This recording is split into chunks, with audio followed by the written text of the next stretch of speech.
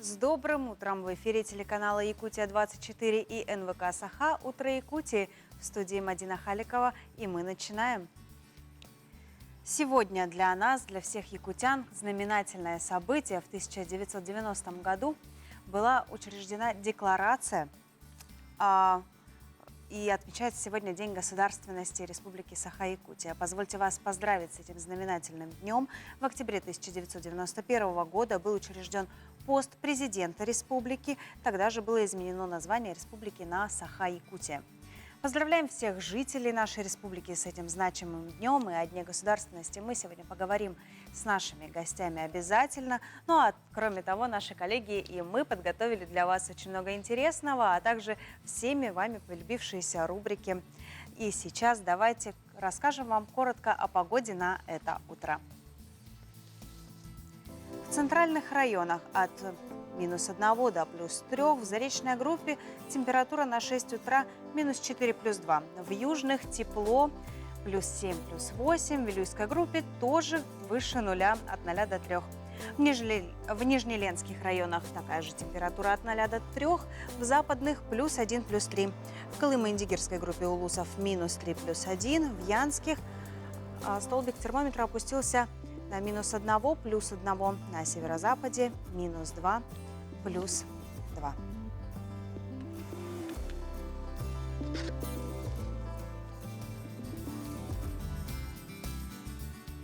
Хочу вам напомнить, что мы работаем в прямом эфире и ждем от вас сообщений на наш WhatsApp номер 8 914 273 44 88. Присылайте свои поздравления, сообщения, вопросы нашим гостям, а также расскажите, как вы собираетесь провести эту неделю.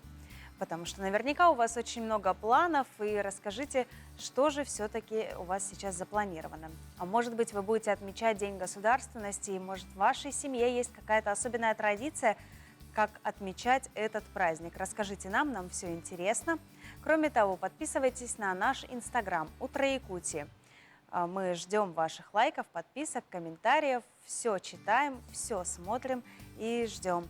А если вы пропустили наши эфиры, вы можете заходить на YouTube-канал «Якутия-24». Там есть все выпуски и новостей, и наше «Утро Якутии». Мы с удовольствием ждем вас там и также отвечаем на все комментарии, если у вас есть какие-то вопросы. А также ждем обращений жителей нашей республики. И сейчас переходим в нашу информационную службу. Коллеги готовы рассказать о последних новостях.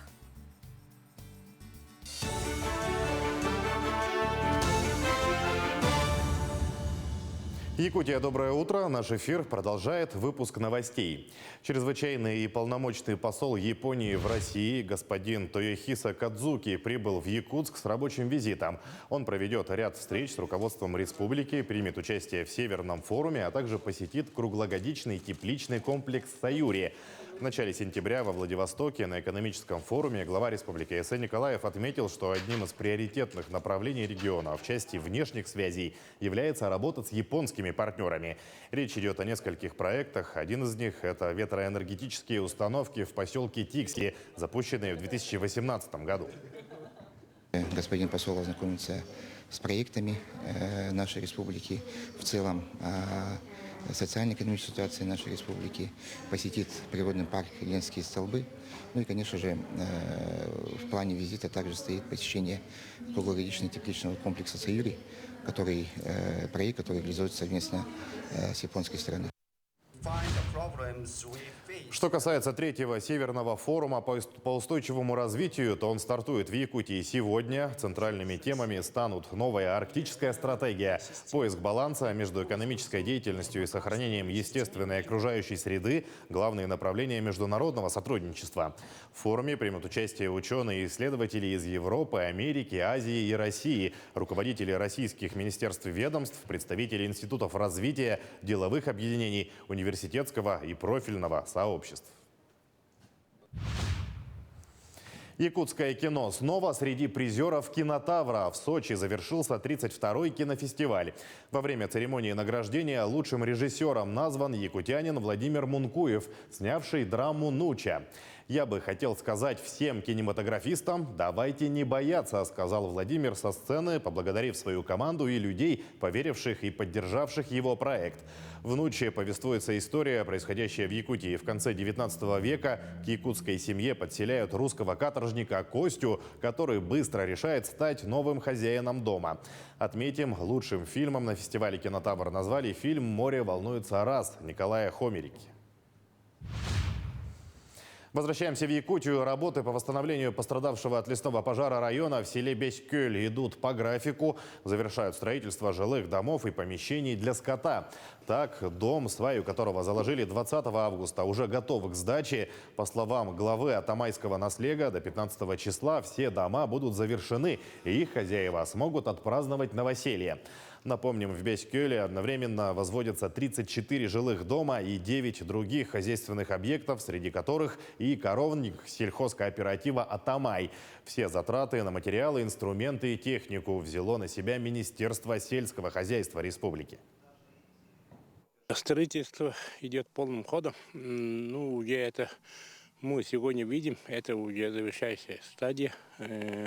Через пару дней мы все дома сдадим, в том числе и животноводческий комплекс КХ «Атамай». Я с директором Arctic Telecom подписал соглашение, и уже начались работы по введению в поселке оптоволоконной связи. В каждом частном доме у нас намечается в этом году оптоволоконная связь. К этой минуте это все новости. Увидимся чуть позже. Уважаемые телезрители и радиослушатели, 27 сентября в 19 часов на прямой линии глава Республики Саха-Якутия Айсен Николаев. Трансляция на телеканалах НВК Саха, Якутия-24, Россия-24 и радиоканалах ТТИМ Радио России.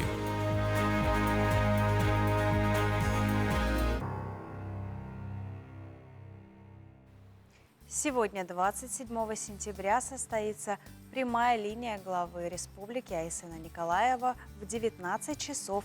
Илдархан ответит на интересующие иркутян вопросы, а также с ведущими прямой линии обсудят актуальные для республики темы. Трансляция эфира будет доступна на телеканалах НВК Саха, Якутия-24, Россия-24, радио ТТИМ, Радио России и в социальных сетях главы Якутии. Инстаграм, Одноклассники, Ютуб, ВКонтакте и Фейсбук. Задать свой вопрос главе региона вы можете по любым удобным способом. Оставить личным сообщением в Инстаграм-аккаунте главы республики с пометкой «Прямая линия». Также через Телеграм-бот «Вопрос 14-бот». Через баннеры «Госуслуги» решаем вместе на сайтах органов власти и местного самоуправления, выбрав категорию «Прямая линия» главы региона. Кроме того, задать вопрос Айсену Николаеву можно будет в ходе прямой линии, позвонив в студию по многоканальному номеру 8 41 12 32 01 11.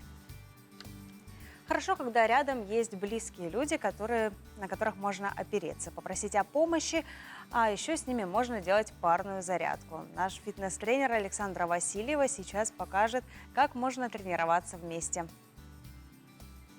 Доброе утро, друзья! Сегодня у нас парная тренировка, и мне поможет мой сын Оскар. Ну что, начинаем?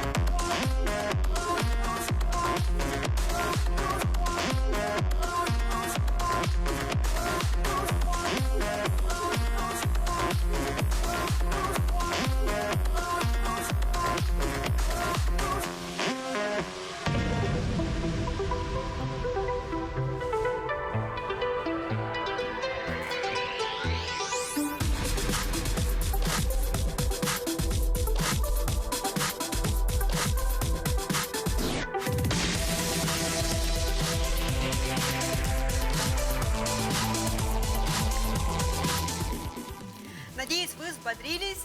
Желаю всем отличного дня. Спасибо, Александра. Действительно, очень позитивная зарядка и дает бодрости на это утро. Ну а мы продолжаем. Вот кто точно никогда не слышал фразу «не надо изобретать велосипед», так это Ефим Михеевич Артамонов. Именно он, крепостной Пожвинского завода, ровно 220 лет назад представил императору Александру I первый в мире двухколесный велосипед. Конструкция была настолько прочная, что мастер смог совершить на ней нелегкое путешествие со скоростью 10 км в час от Урала до Петербурга на коронацию Александра I. Кстати, изобретение так потрясло императора, что за него он даровал свободу крепостному и самому Ефиму Артамонову и всему его роду. А какими еще событиями отметился день 27 сентября, смотрите далее.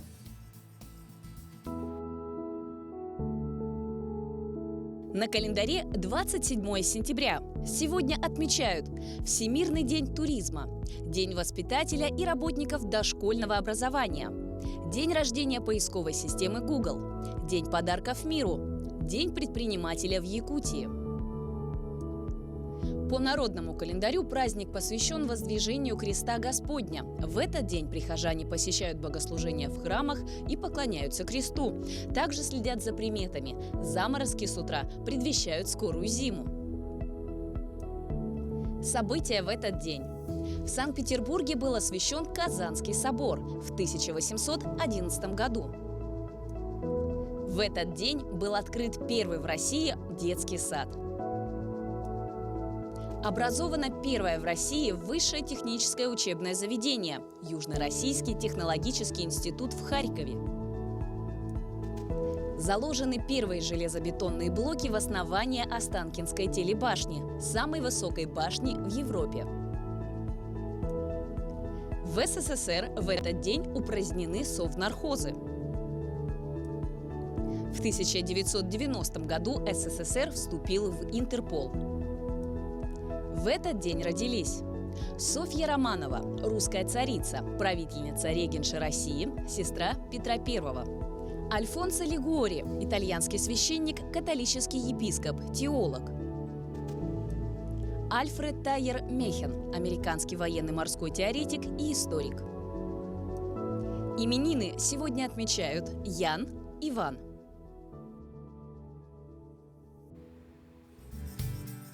Конечно же, хочу напомнить, что сегодня в Якутии отмечается День государственности, и важные, даже ключевые роли в этом событии играют именно Платона Аюнского и Степана Ржакова. И сегодня у нас в гостях Николай Харлампиев, директор Вилюйского центра помощи детям-сиротам и детям, оставшимся без попечения родителей имени Ржакова, и Николай Винокуров, поэт, критик, прозаик, заслуженный работник культуры республики, лауреат премии Аюнского.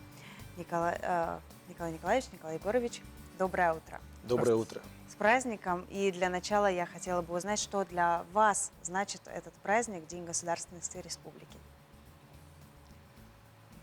Для меня этот праздник – это осуществление мечты всех поколений якутских людей, особенно тех, кто осуществил, кто основал нашу республику. А для вас? Для меня этот праздник имеет особое значение, так как благодаря государственности сегодня мы можем уверенно развиваться и можем уверенно строить свое будущее.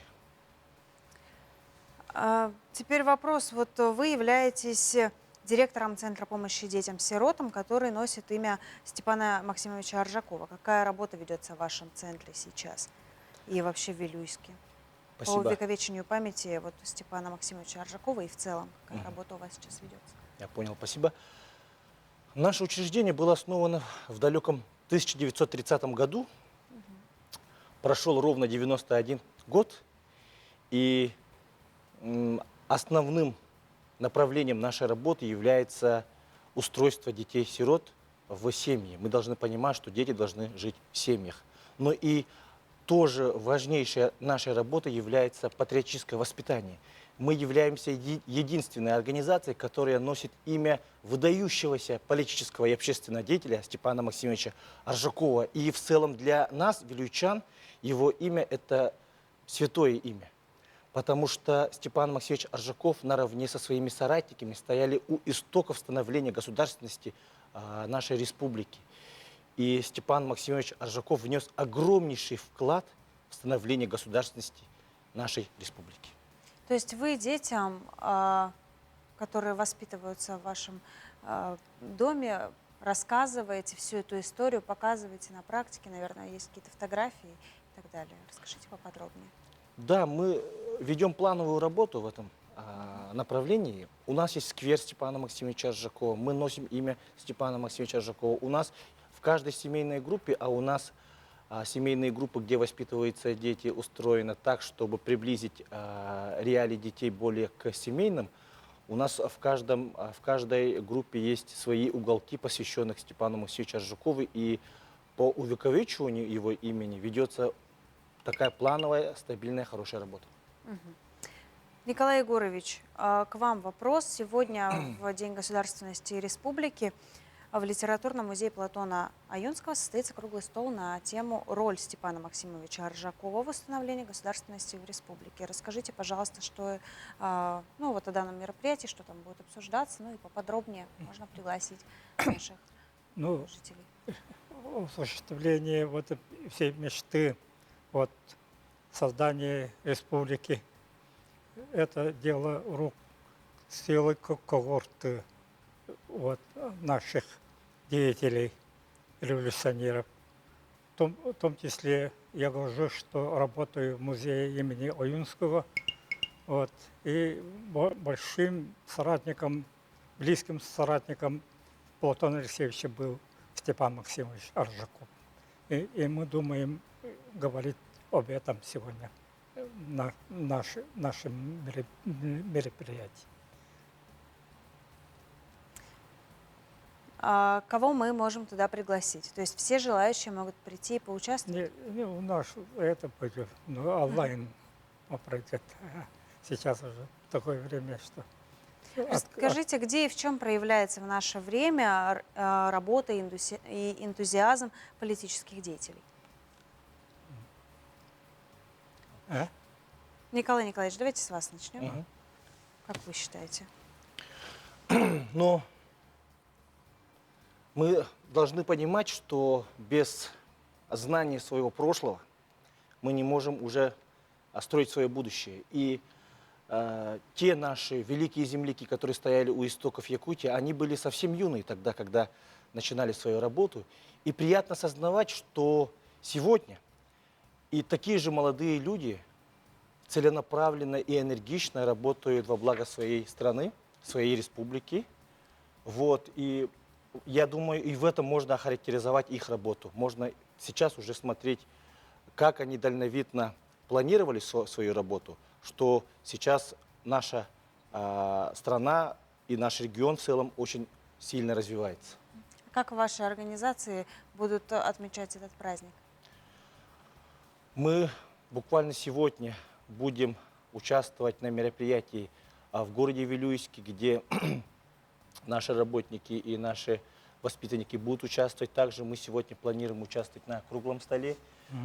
Я в очном формате, а наши ребята в онлайн-формате. Помимо этого мы планируем в день рождения Степана Максимовича Аржакова, 9 ноября, выехать в Якутск и почтить его память здесь, в городе Якутске, где он работал. Николай Егорович, а вот теперь расскажите, собственно, какая у вас ведется работа, и все-таки, на сегодняшний день, в чем заключается, по вашему мнению, работа и деятельность таких политических деятелей, как она сохраняется? Мы всегда, почти каждый день занимаемся тем, что пропагандируем, агитируем творчество и жизнь Платона Алексеевича Аюнского, не только его, всех деятелей якутской литературы и культуры. Хотел бы я прочесть одно стихотворение как поэт. Конечно. Поэтому разрешите мне прочесть. Моим переводчиком был Сергей Шевков, великолепный русский поэт, который родился в Якутии и мы вместе в Союзе писателей работали долго, поэтому он очень хорошо перевел мои стихи на русский язык. Вот хочу прочесть одно стихотворение. Играет войну Бекас, взмывая свечей над рощей, круто за разом раз, как маленький пикровщик падает вниз Бекас. В кочках неподалеку пробирает дрожь, на пулеметный стрекот высвись его похож. А снизу от трап ластных навстречу ему другой играют войну Бекасы, играют воздушный бой, и птицы войну играют, слушай, смотри, молчи. В самом исходе мая, ясно, как день ночи. Как их игра прекрасна, у алой опушки здесь. Свои у Бекаса басы, свои виртуозы есть. Соперника атакуя они по ночам лесной. Не просто тебе атакуют, играют воздушный бой. Но среди этих вечных красок тревожишь за мир опять. Одну лишь войну Бекасов я сердце могу принять. Пусть никогда присельно в землю людей восход в очереди смертельной летчик не хлестанет. Пусть занят любовным делом, строчит, не пугая нас, один лишь на свете велом, белую ночь Бекас. Спасибо вам большое, очень красивые стихи. И я попрошу вас, пользуясь случаем, поздравить всех жителей республики с этим замечательным праздником, с Днем государственности Республики Саха-Якутия. Вот, пожалуйста, обращайтесь. Я поздравляю от имени работников Государственного музея имени Платона Алексеевича Лавинского поздравлением государственности Республики Саха-Якутия. Пусть всегда над нашей головой будет мирное небо. Об этом я вот только что прочел стихотворение. Уважаемые якутяне, дорогие земляки, позвольте от имени коллектива и воспитанников Вилюйского центра помощи детям-сиротам и детям, оставшимся без попечения родителей имени Степана Максимовича Аржакова, поздравить всех вас с Днем государственности нашей любимой родной Республики Саха-Якутия. И пожелать всем нам крепкого здоровья и всего самого наилучшего. Спасибо вам большое. Спасибо, что пришли сегодня утром в этот замечательный день к нам в эфир, в нашу студию. Я тоже присоединяюсь к поздравлениям. Поздравляю вас отдельно с этим замечательным праздником. Поздравляю всех жителей республики еще раз с праздником Днем государственности Республики Саха-Якутия. Ну а мы продолжаем. Несмотря на то, что сезон отпусков заканчивается, сегодня мы бы хотели разъяснить для вас момент, как оплата проезда к месту отдыха за счет работодателей и жителей крайнего севера, приравненных к нему регионов, и кому и когда положена эта льгота, расскажет наш юрист. Доброе утро! Сегодня мы вновь поговорим об отпуске северянам и людям, проживающим в районах крайнего севера, приравненных к ним регионам. Положена такая замечательная льгота, как оплата за счет средств работодателя стоимости проезда и провоза багажа до места отдыха и обратно. Как это все оформляется? Не менее чем за 2 недели до отпуска работник должен написать заявление, в котором указать, естественно, свою должность, фамилию, имя, отчество, дату рождения несовершеннолетних детей, если на них полагается такая выплата, место использования отпуска работника и членов его семьи, виды транспортных средств, которыми предполагается воспользоваться, маршрут следования по территории Российской Федерации и примерная стоимость проезда. Не менее чем за 3 рабочих дня работодатель обязан оплатить примерную стоимость положенного проезда. Если это не происходит, ну что делать? К сожалению, вынуждены обратиться, конечно, в трудовую инспекцию, чтобы выдали предписание, обязание это сделать. Что касается интересных постановлений относительно периода ковида. Правительством Российской Федерации вынесено постановление 19 июня 2020 года номер 887. Если ваш отпуск, за который вам положена компенсация проезда, предполагался в 2020-2021 году, но вы не смогли им воспользоваться в связи с ограничением по ковиду, вы можете воспользоваться им в 2022 году. Подробнее можно узнать в постановлении. Что касается выплат, которые были произведены, но которыми вы не воспользовались, опять же, в связи с ограничениями, в связи с коронавирусной инфекцией. По поводу возврата. Если вам выдали ваучеры, то есть авиакомпания не возвращала денежные средства, вы оставляете ваучеры, извещаете об этом работодателя и денежные средства не возвращаете. Если же вам авиакомпания вернула денежные средства, то действует общий принцип, то есть возврат денежных средств, которыми вы не воспользовались. Однако отпуском вы также можете воспользоваться и правом на проезд в 2022 году. То есть повторно пишите заявление, что вы будете согласно постановлению использовать проезд в 2022 году и извещаете об этом работодателя.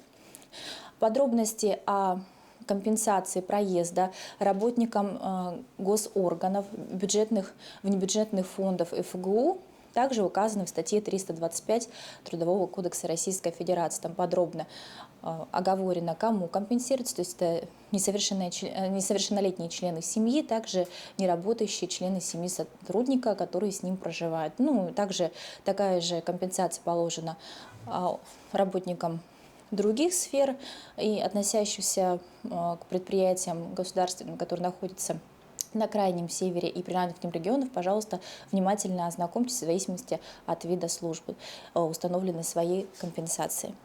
Поэтому отдыхайте с удовольствием, несмотря на то, что ваш отпуск пришелся на неблагоприятный период, его можно перенести и, согласно постановлению, им воспользоваться. С добрым утром!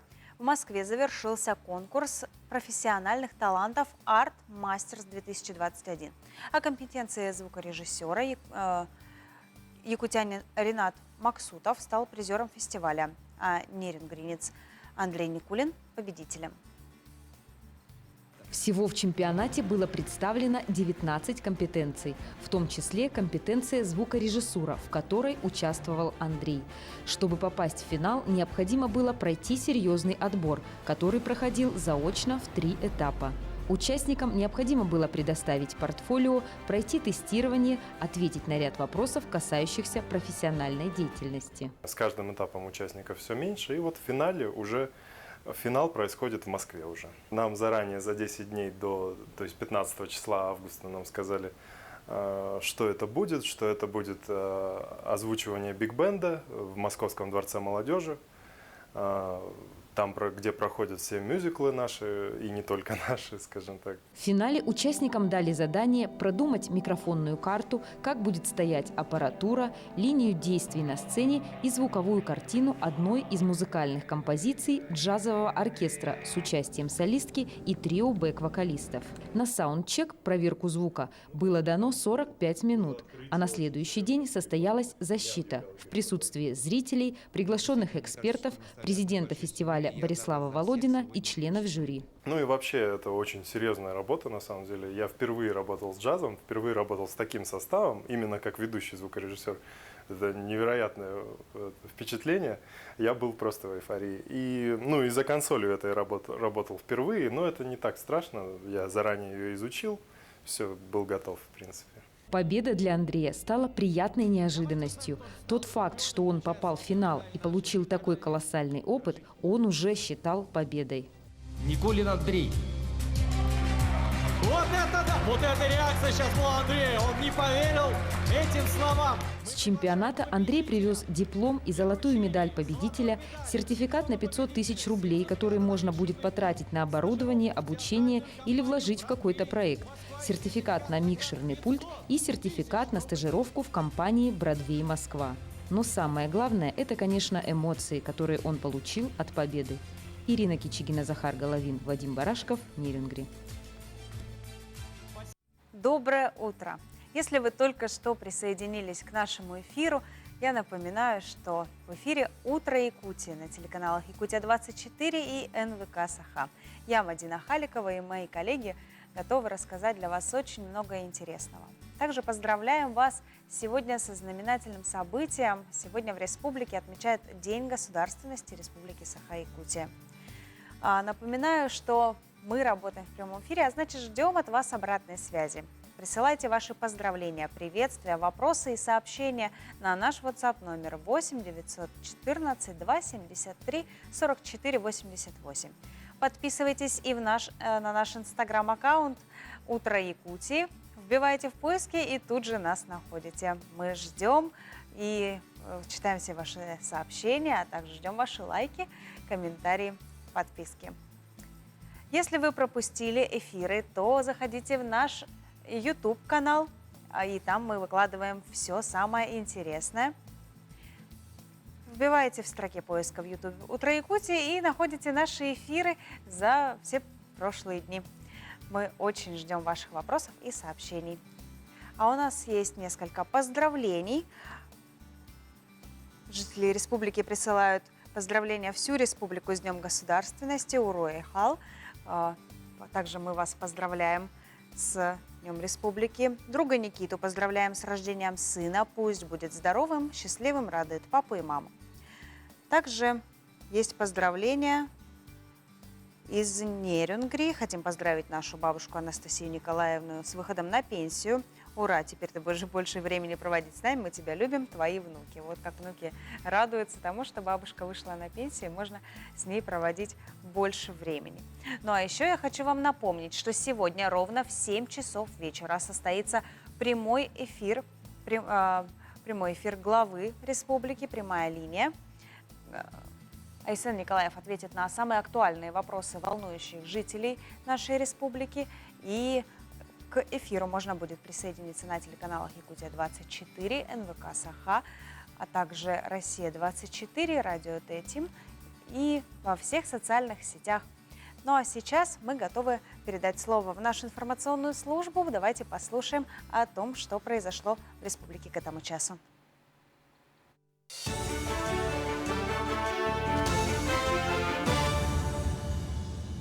Доброе утро, Якутия. Сейчас небольшой блок новостей. Сегодня республика отмечает День государственности. 27 сентября 1990 года была провозглашена Декларация о государственном суверенитете Якутии. А в октябре 1991 в республике был утвержден пост президента. Тогда же было изменено название региона на Республику Саха-Якутия, а спустя 1,5 года принята Конституция республики. Благодаря государственности Якутия приобрела конституционно закрепленный статус и возможность самостоятельного ведения экономической и социальной политики. Воспитанница тренера Дамдина Гамбадорша Карина Ефимова завоевала серебряную медаль чемпионата России по дзюдо. В столице Адыгеи, городе Майкопе, состоялся первый чемпионат России в новом олимпийском цикле. По итогам турнира формируется кадровый резерв сборной страны с прицелом на Олимпийский Париж. По итогам турнира второе место в весе до 52 килограммов заняла воспитанница якутской школы дзюдо Карина Ефимова, представлявшая на соревнованиях Екатеринбург и Якутию. Всего 56 якутских спортсменов примут участие в чемпионате России по масс-рестлингу среди мужчин и женщин. Турнир пройдет в Калуге с 1 по 4 октября, сообщает «Спорт Якутии». Путевки на чемпионат получают финалисты всероссийских турниров, чемпионата Дальнего Востока, турнира Кубок Кавказа, а также члены сборной команды страны. Еще 3 спортсмена выступят за команду Северной Осетии и 1 представит Забайкальский край. В совокупности 56 воспитанников якутской школы масс-рестлинга получили путевки на чемпионат в Калуге. Открыли осенний сезон 6 членов общественной организации здорового образа жизни и закаливания «Саха-Маржи» совершили традиционный заплыв, открывая таким образом осенне-зимний сезон. К слову, температура воздуха накануне составила +3, а воды +9 градусов. Самый долгий заплыв длился порядка 15 минут, а самому пожилому участнику флешмоба 62 года. В целом в организации «Саха-Маржи» состоят 30 человек. Причем маржи уверены, что подобные экстремальные купания укрепляют организм и иммунитет. Так, по их словам, из всей группы за минувший год ни один человек не заразился коронавирусом. Каждый должен работать над личным своим иммунитетом, я так считаю, и тогда не страшны никакие вирусы, бактерии, организм начинает сам организуются в этом холодной воде и мобилизуют все свои силы, и иммунитет, он как стопроцентный, начинает работать стопроцентно. Россиян планируют уведомлять об их праве на получение льготных лекарств на портале госуслуг. Проект постановления правительства об этом проходит общественное обсуждение.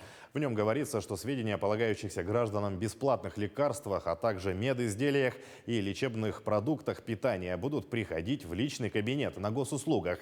Рассылку поручено организовать Роскомнадзору. В случае принятия постановления ее начнут получать как федеральные, так и региональные льготники. К этому часу это все новости. Удачного дня! Спасибо, Сергей, и вам хорошего дня. Ну а от новостей земных перейдем к новостям астрологическим. Что готовит нам эта неделя, узнали наши астрологи. Давайте посмотрим и прислушаемся к советам звезд.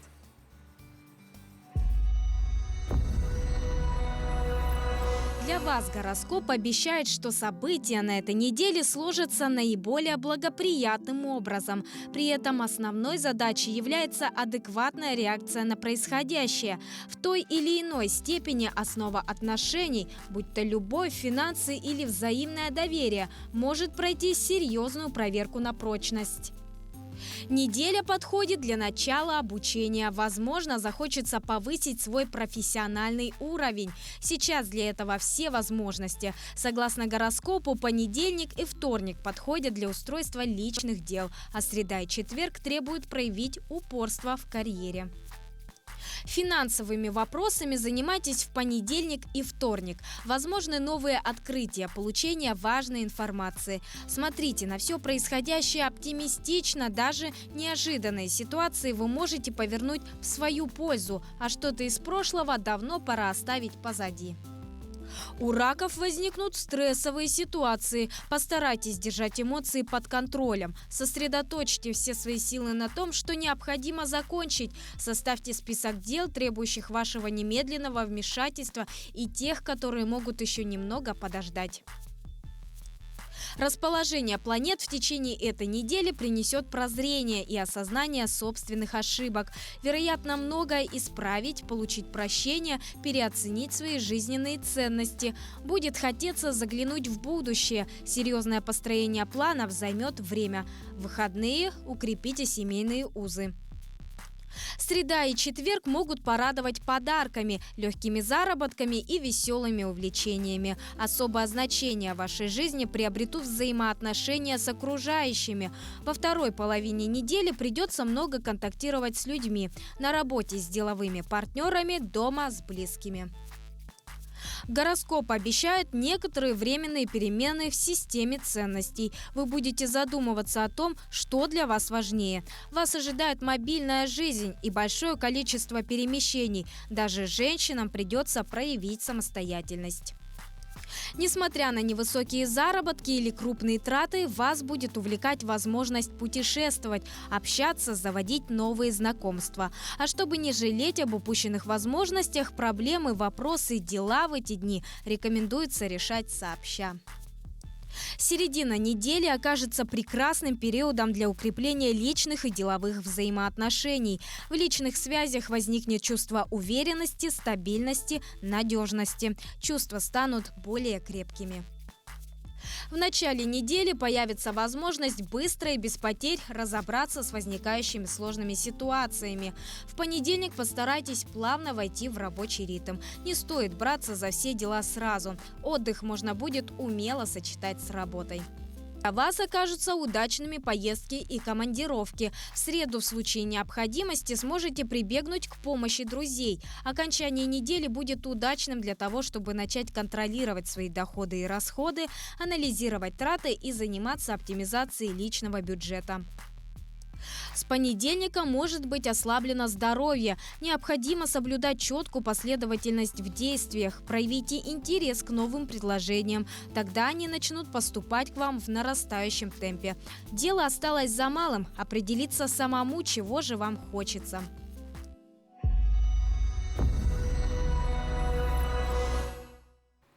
Надеюсь, каждый для себя отметил что-то полезное. Ну а мы продолжаем наш эфир и В Якутске проходит программа «Городские практики», организованная совместно с Управлением архитектуры и градостроительства при главе Республики Саха-Якутия и Центром компетенции по вопросам городской среды «Лето».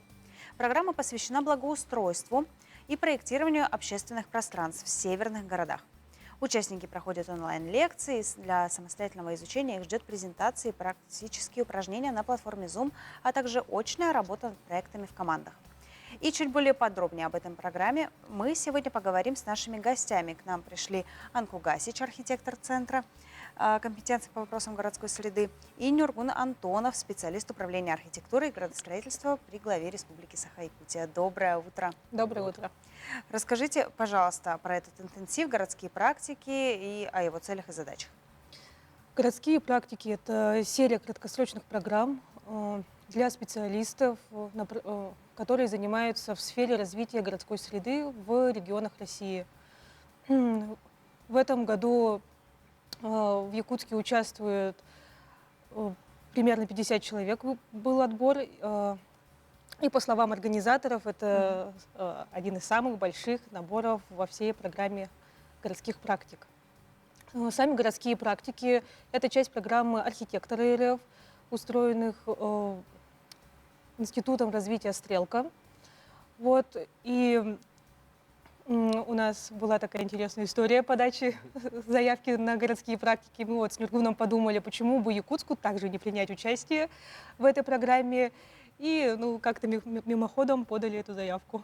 Да, на самом деле вопрос о компетенциях специалистов в сфере благоустройства, архитектуры и градостроительства, он стоит достаточно остро, особенно касаемо наших условий климатических. И буквально мы, когда с Анку во время обеда встретились и обсуждали как раз очередной вопрос о компетенциях, мы подумали, почему бы не подать заявку от имени нашей республики. Я сейчас нас буквально ненадолго прерву. Доброе утро. Я напоминаю, что наш прямой эфир продолжается. И сейчас у нас в гостях Анка Гасич, архитектор Центра компетенции по вопросам городской среды Республики Саха-Якутия, и Нюргун Антонов, специалист управления архитектуры и градостроительства при главе Республики Саха-Якутия. И мы говорим о программе «Городские практики». Мы прервались с вами в диалоге. Давайте продолжим. Да, так вот, так как вопрос о компетенциях специалистов в сфере благоустройства стоит достаточно остро, мы решили, что надо подавать заявку на эту программу, чтобы как-то спровоцировать развитие, рост этих знаний, компетенций, умений именно в области архитектуры, градостроительства и благоустройства. Да, еще очень радует то, что заявки подали не только архитекторы, но и представители муниципальных образований. Администрации подали больше всего заявок, и это означает то, что мы хотя бы на ментальном уровне готовы к переменам, к позитивным переменам нового благоустройства в северных городах. Но у нас же есть еще национальный проект формирования комфортной городской среды. Перекликается ли как-то проект «Городские практики» с этим нацпроектом? Наверное, я отвечу на этот вопрос. Перекликается в плане то, что все-таки нацпроекты реализуют как раз-таки те люди, которые принимают участие в нашей программе. То есть это, вот, как сказала Анку, это специалисты из районов, администрации и так далее. Как раз-таки те люди, которые реализуют этот нацпроект, им больше всего необходима эта образовательная программа. Вы, как архитекторы, сами скажите, чего не хватает нашим северным городам? По вашему профессиональному мнению, Анку, вы можете ответить. Когда мы работали с организаторами от «Стрелки» и пытались разобрать, какая самая больная тема у нас стоит в городе, в Якутске, проблем оказалось очень много. И в каждой сфере есть какой-то недостаток, который мы хотели бы сгладить с помощью этой программы. Но самое главное – это сейчас найти комплексное решение к преодолению этих недостатков и развитию наших городов. Вот. И эта программа направлена как раз-таки на вопросы не только архитектуры, но и менеджмента, работы в администрации и с разными слоями нашей работы. А вы как считаете, чего не хватает нашим северным городам? Я думаю, что все-таки Тут вопрос стоит остро в плане, опять же, наших географических, климатических особенностей. Потому что, да, эти особенности, они немного, я не могу сказать то, что кардинально, но все-таки имеют вес в плане. Мы не можем, например, реализовать Мы не можем сделать то, что можно сделать на юге, да, как говорится. Да, да. Мы такого не можем сделать, учитывая наши короткие строительный сезон и так далее. Вот. Я думаю, то, что основная, наверное, проблема именно кроется в этом. Это проблема, и это также на самом деле еще и решение. Ведь это же очень интересно работать именно с какими-то уникальными условиями. Да? Есть такое понятие, мы его сейчас активно продвигаем, северная идентичность. Да? Что это такое, откуда она появляется? Это и вечная мерзлота, и наш, не знаю, уровень снега, и ветра. И как с этим работать с помощью архитектуры. Расскажите, вот программа идет уже неделю, какие-то отклики от участников есть? Да, есть. Мы в эту субботу выходили на натурные исследования на территорию цирка и Дома дружбы народов.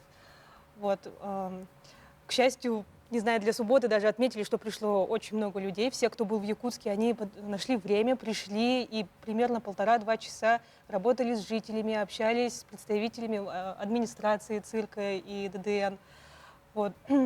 Все ужасно замерзли, но были очень довольны. И видно, что они очень хотят этим заниматься. Но пока, так как сейчас начальный этап, есть такое небольшое волнение, что будет дальше, как мы будем дальше это все реализовывать. Почему были выбраны именно эти объекты? Может быть, вы расскажете? Когда выбирали территорию, очень важно было, чтобы на территории или рядом с территорией находилась активная институция, которая бы взяла на себя как-то роль медиатора, да, который бы хотел в будущем заниматься развитием этой территории. То есть программа направлена не только на благоустройство, да, а также на социокультурное программирование. То есть связи территории с программой какой-то институции. И вот цирк, мы знаем то, что они давно хотят сделать что-то со своим сквером. Мы помним, в каком он состоянии. Когда ребята выходили на территорию, то все жители, которых они опрашивали, говорили, что это просто транзит, мы тут никогда не сидим. И даже вот этот памятник с мамонтенком не замечаем. Спасибо вам большое, что вы сегодня нашли время и пришли к нам в гости. Спасибо за то, что делаете наш город красивее. И очень надеемся и верим, и желаем вам удачи в том, чтобы ваши практики воплотились в жизнь и реализовались на территории нашей большой красивой республики. Спасибо. Спасибо вам. А сейчас из города мы переходим на дачные участки и продолжаем вам давать полезные советы о том, как сделать свои дачные домики красивее и уютнее. Сегодня наш эксперт расскажет еще об одном способе украсить дачный домик, хотя такой вид украшений будет неплохо смотреться и в городской квартире. Я очень люблю вязать, поэтому все вязаное, покрывала, салфетки, накидки разные, подзоры все на полотенце, все. И очень у меня символ мой – это радуга.